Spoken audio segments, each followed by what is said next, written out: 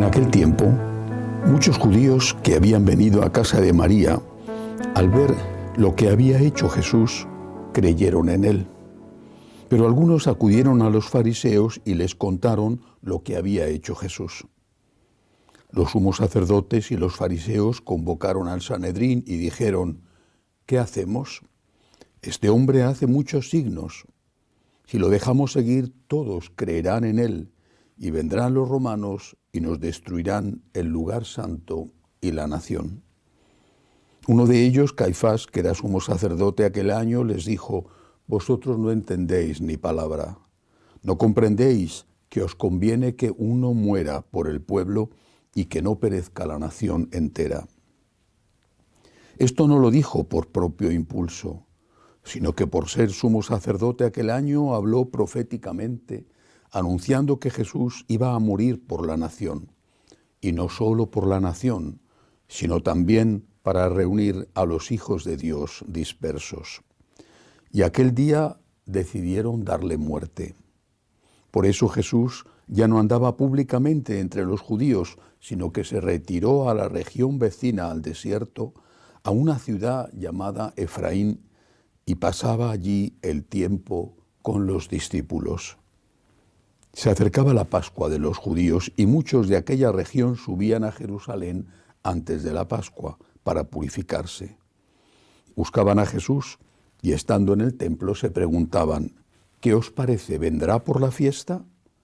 Los sumos sacerdotes y fariseos habían mandado que el que se enterase de dónde estaba les avisara para prenderlo. Palabra del Señor. Gloria a ti, Señor Jesús. Una de las cosas que, por desgracia, tenemos que escuchar con una cierta frecuencia es aquella según la cual no era necesaria la muerte de Cristo. No era necesaria para la redención, dicen, porque eso implica una imagen de un Dios justiciero, incluso vengativo. Un Dios que exige saldar cuentas, que en este caso exige la muerte de un inocente, aunque haya sido voluntariamente asumida esa muerte, para zanjar la vieja cuenta del pecado original, más todas las cuentas personales de todos los hombres a lo largo de la historia. Dicen que esa es una imagen de un Dios justiciero, de un Dios falso. Entonces, ¿por qué muere Jesucristo? ¿Y por qué aquellos que eran testigos, en este caso el anciano San Juan, cuando escribe este Evangelio, por qué eran conscientes todos de que esa muerte, por supuesto eran conscientes los testigos después de la resurrección, pero es evidente que también Jesucristo, y lo dice muchas veces, de que esa muerte era necesaria, de que si no se hubiera producido la sangre derramada de nuestro Señor, si no se hubiera producido su muerte, no se habría producido la reconciliación. Entonces, ¿por qué murió Jesús? ¿Un capricho? ¿Era un masoquista que disfrutaba cuando los soldados le pegaban aquellos espantosos latigazos? ¿Gritaba de placer cuando le coronaron con las espinas? Y cuando arrastraba la cruz camino del Calvario y se caía al suelo porque no podía llevar el peso del madero, ¿estaba tan contento? Tenemos que escuchar hoy tantas estupideces, tantas tonterías. Y todo esto porque no se quiere aceptar una cosa: que Dios es justo. Y se dice que dicen que Dios es justiciero. Quieren decir con eso que Dios es vengativo y que Dios no es capaz de perdonar, que Dios exige el ojo por ojo, diente por diente. No, pero Dios es justo. Es tan justo que nos perdona. Es decir, va más allá de la justicia.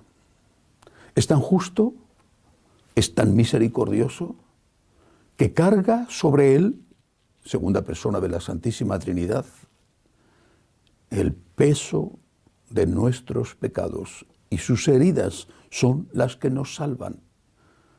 Cuando Cristo murió en la cruz es porque era necesario que muriera en la cruz.